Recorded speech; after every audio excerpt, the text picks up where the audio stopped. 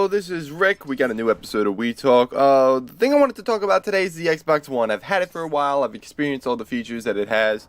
And I kind of want to just talk about it with, pretty much everything that it offers and my experiences with it.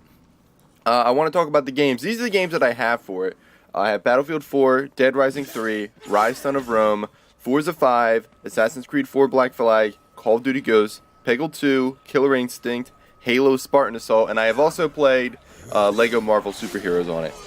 All those games are good. I don't have a gripe about any of those games, except for Halo Spartan Assault. That game was built to be a mobile game, and then the transfer to a console is not really that great. I mean, like, it just doesn't have any story. It doesn't pull me in. It kind of sucks. It's my least favorite of the games, and that's coming from me being... I'm a huge fan of Halo. So, Halo Spartan Assault, if you're considering getting it, my recommendation is, it's not, I mean, I guess there's a place for some people, but to me, I wish that I didn't buy it. I wish I didn't waste the money on it. I mean, I do have it. I am going to finish it. Speaking of not finishing, I haven't finished all these games. I mean, I finished a couple, like, I finished AC4 literally... from the time of this recording, I finished it last night. I finished Call of Duty Ghosts. I played all the regular levels in Peggle 2, but I haven't done all the trials. Forza 5, I don't know if you can beat it. I know that there's like a bunch of like maps and like stuff you can do. I consider that to be a game that, it doesn't have a story. There's no story there. And Killer Instinct, I don't know if there's a story or not. But I am planning on playing Battlefield 4. I actually do have a Wii Talk that is scheduled to come out that has me talking about Battlefield 4, and I want to actually finish Battlefield 4, the story mode, before I actually start talking about it, because I don't want to start comparing it to other things and then not actually have a good opinion because I haven't finished it yet. The reason why I haven't finished it yet is because when I played it originally when I got it, because when I got the Xbox One, the first thing I did was I put in Battlefield 4 and I went to the multiplayer, which is amazing. But the game has a tendency to crash, and while I was playing while I was playing the single player, about halfway through it, the game crashed, and I lost my save. So, there's a lot of aggravation that comes with where you're playing Battlefield 4, and again, the Battlefield 4 is amazing, but it crashes. Now, there have been updates since I have last played it. There have actually been 2 updates that I know about. The game has had 2 updates. So... I know that Battlefield 4 could possibly be fixed. I even heard rumors that it might actually be fixed. So, right now I'm actually downloading the second update. So, when the update is done, I'm actually going to start playing the single player again and see if it crashes. Hopefully it doesn't. Dead Rising 3 is really good. I love the amount of zombies that they put in the map, in the game. It's kind of mind-blowing, and it really is just a downright fun game just to slash zombies up. I haven't beaten it yet. And I plan on it. It is a really good game, and I really do plan on playing it. It'll probably be the next thing I do. Rise Son of Rome, it's pretty. It's a pretty game, and it looks really good. Possibly on the consoles, it's the best looking thing out there. But the story could possibly be lacking. I also think that the mechanics are kind of, not that great. But I'm not saying it's a bad game. It is a good game. I do have enjoyment out of it. And it's possibly because I'm into that kind of stuff. I'm into like Roman gladiator kind of things. And it is a good game. The multiplayer is pretty cool. It's sort of like a horde mode with like objectives. So it's more basically like a Mass Effect 3 kind of thing where you actually have objectives during the horde mode and all that. So that's fun. Forza 5 I didn't think would actually grab me, but I do actually enjoy it. I've done... I have done 2 videos on it, so it's like I am going to be playing a lot more Forza 5. Assassin's Creed 4 is amazing. I honestly think it's the best game out of the whole thing. Simply because it's just... The story is good. It's not the best AC story out there. I still think that Ezio's story in Assassin's Creed 2 is the best story. But I really like Edward as the protagonist of the game because he isn't just a righteous dude doing righteous things. He's actually kind of an asshole. I mean, he is in it for money, he's in it for fame, he's in it for fortune, and he's a pirate. That's what you think a pirate would be. And he even takes, like, certain things that the assassins do and say, and he kind of twists them to be like, I can do whatever I want. But he doesn't do assassin things for the sake of being an assassin. In fact, most of the game, he's not even an assassin. He's a pirate that just crosses paths with assassins, or rather crosses paths with Templars or things like that. And it just sort of works out that way. I honestly think it's a good story arc, especially in that big climactic ending where it's like everything came together and Edward's starting to change as a person, and it really is a really good game. And the multiplayer is good. I've done 2 videos on it already. I really, really, really like AC4, and it looks so much better. I have played it on the 360, and I have played it on the Xbox One, and I beat them on both. AC4 on the Xbox One looks so much better than it does in the previous gen consoles because, number one, all the, like, let's just say, for example, it's raining, and your characters are wet, and you can actually see, like, the little driplets on their face, and it looks really cool. Call of Duty Ghosts, I've done a Wii Talk on this before. Call of Duty Ghosts' multiplayer is the same as it's ever been. You know, there's really nothing to change there. It's good, and there's nothing broke about it. Mind you, the maps may be a little bit too big, but that's actually not that bad. I've actually learned to get over it. The single player, however, is kind of lacking. It's not what I think a Call of Duty game should be. Like, I feel like they got lazy while they were making the single player. But again, we've already talked about this. Peggle 2 is... I didn't actually know about Peggle 2. Somebody told me about it. They told me how good it was, and I kept hearing things about it. So when I started playing it, it actually took hours and hours and hours and hours and hours out of my life. And it's definitely something that I do as a pastime when I'm like for example, while I'm waiting for a game to update, I would just start up Peggle 2 and, you know, just go do that for a while. Like I said before, I've done all the main levels. I haven't done all the trials yet, but I am currently in the works of doing that. Killer Instinct, I'm not into fighting games, although Nessie Monster really wants to have that fight between he and I in Killer Instinct. I'm not into fighting games because I'm not really into learning combos. They're not going to stick, and I would go through all the 30 dojos, except I don't really want to. It's got such a learning curve to it that it's just not going to attract me. I do have it. I do play it every once in a while. It is good. And Spartan Assault, I already talked about Spartan Assault. It's not really as good as I would think it would be.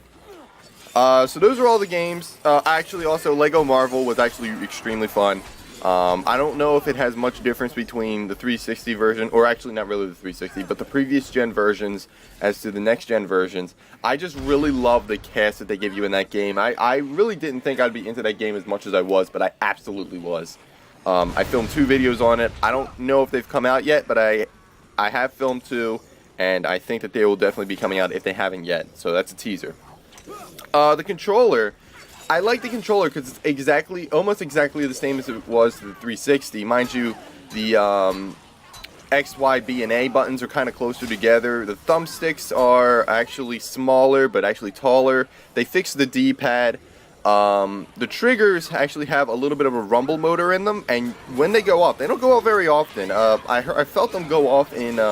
maybe Forza 5, I think, maybe. Dead Rising 3, definitely, and definitely in Assassin's Creed 4, you definitely feel them when they go off. Now, I don't know if it's the same thing in Call of Duty Ghosts, but I know in Battlefield 4, if you do fire the gun, that the triggers will vibrate. The way Dead Rising 3 does it is if you're getting low on ammo, it will rumble it, and then it's immediately like, oh, I'm running out of ammo, which is kind of a cool feature, I thought. And AC4 is when you're about to die, it'll like pulse every once in a while, so it's like, oh, okay, I'm about to die because I feel the rumble. But I'm looking at the game anyway, and I can tell because the screen went red that I'm going to die. So, you know, not every game is doing it the best way. However, the bumpers I don't like. I don't like the bumpers because they're so big and they're so bulky, and you have to hit them a certain way. If you hit them closer to the center, they're not going to go off. You actually kind of have to hit them like on the edge.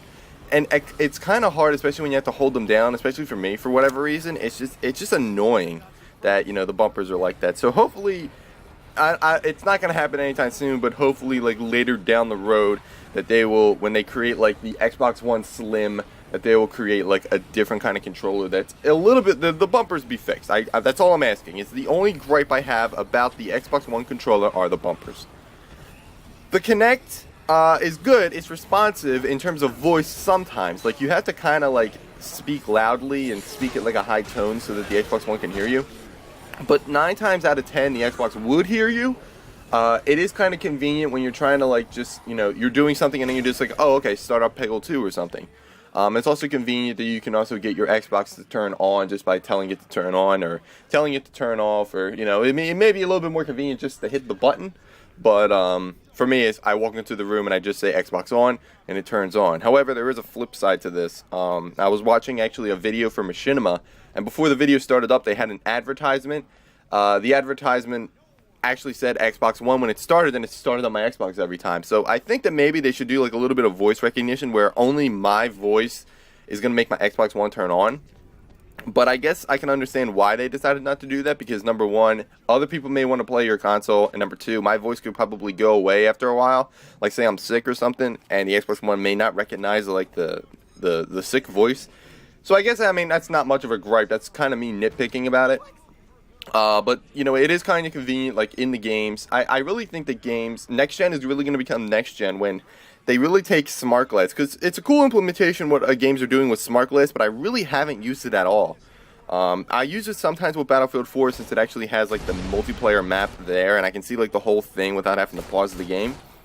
And I can see what's going on in, let's just say, a checkpoint, or not a checkpoint, but a capture point that's all the way across the map, and I can see that enemies are going there, so I'll start making my way over there. So I guess it's kind of convenient, but I really, like I said before, I really don't use it at all.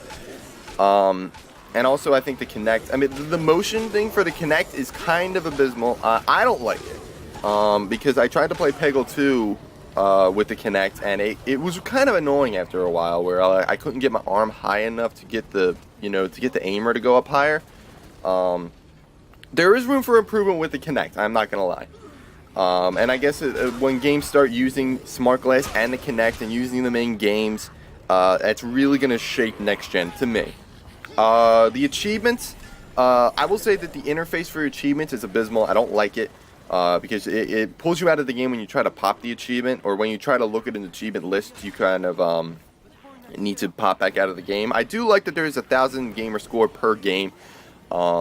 It kind of forces games that don't really want to do achievements will put a bunch of a gamer score on one achievement, or games that do want to do achievements will really spread it out, and it'll kind of create the replayability for that game. So I do like that, and it's 1,000 gamer score, so it's like, alright, well, my gamer score is going to go up if I continue to play the game to get all the achievements.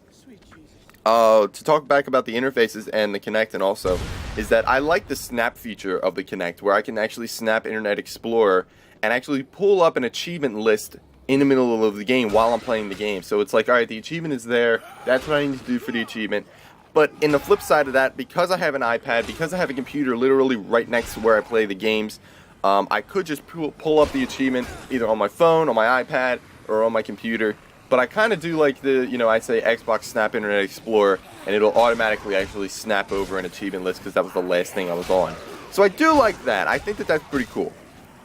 Oh, speaking of the interface, you know, overall the interface is, you know, it could get better. I think that they are going to make plans to do better. I haven't really played with anybody online, socially. I have played online, but I haven't like done anything with any of my friends on the Xbox One yet. I hear there's a couple of issues with parties and things like that. One of the issues I have is I can't hear anybody. When I go into public matches and into a public lobby, I can't hear anybody through my headset. I don't know why that is. Even when I try to interact with people, I don't know if they can hear me, but I cannot hear them. I don't know if that's just me specifically, but I just don't understand why I'm having this issue, and I can't figure out. If anybody has that answer, please let me know, because I don't understand why I can't hear anybody, and I don't know how to get the setting to also go. Not to mention, I also want to film videos of me playing with friends, but I want to hear their audio, and I want to know if there's a way I can actually capture their audio through the Xbox One, because in the Xbox 360, as long as you had the audio coming through the speakers, you would be able to capture it. I don't know how to do that for the Xbox One, so if anybody has that answer, please let me know. HDCP, the Xbox doesn't have it, but it does. If you launch a program like a Blu-ray or a YouTube app, or let's just say that let's talk about the TV for a second. It's just like I had the TV plugged in. I thought if you plugged in the HDMI to the HDMI in, that the Xbox was actually, you were gonna have to actually call your cable provider and actually ask them to send the signal to your Xbox, but that's not the case.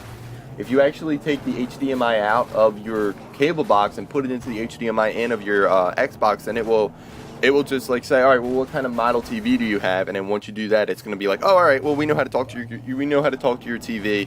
What's your cable provider? Oh, we know how to talk to your cable box. And then it will just act like a remote.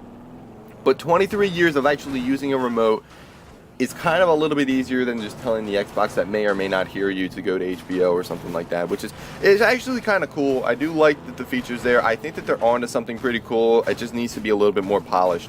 But if you do launch that, if you launch a Blu-ray or if you launch YouTube, it is going to enable HDCP, which means that if you have a capture card, it will actually get blocked for copyright for copyrights. And the only way to turn it off is not to just, you know, tell your Xbox to turn it off, because if you tell it to turn off and then you turn it back on, HDCP will still be enabled. Originally, when this happened to me, when I actually put in the TV, I actually reset my Xbox to factory settings, but that was actually something I didn't have to do. All I had to do was simply unplug the power brick and then plug it back in, and it would force the Xbox to do a hard reset, and it will actually have HDCP enabled off again. So if you do have a Blu-ray, or you want to put it in Blu-ray, you want to watch the last season of Breaking Bad, you put it in there, and then you want to try to capture games, you're going to have to unplug your power brick to force the Xbox to restart. But once you plug it back in, I mean, annoying, but not that bad. I think that the Xbox should actually fix that. Maybe if you actually quit the app, that the HDCP will turn off. But room for improvement, not going to lie. There is room for improvement for the Xbox One, but I am extremely pleased with my experience with it.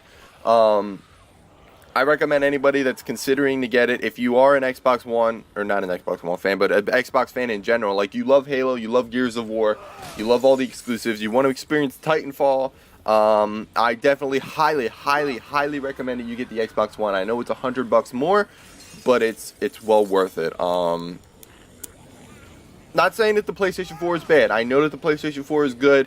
Both consoles have their pros and they have their cons. So to me, I went with the Xbox One because all the exclusives on the Xbox One kind of spoke to me a lot more. Like, I'm a huge Halo fan. I've recently become a Gears of War fan. I really want to experience Titanfall. Xbox to me, I've never had a PlayStation 3, so all the exclusives for the PlayStation 4 aren't really going to say anything to me because I've never experienced that, so it doesn't bother me that much. But I really love my Xbox One. I really recommend anybody get it. So it's a good review from me.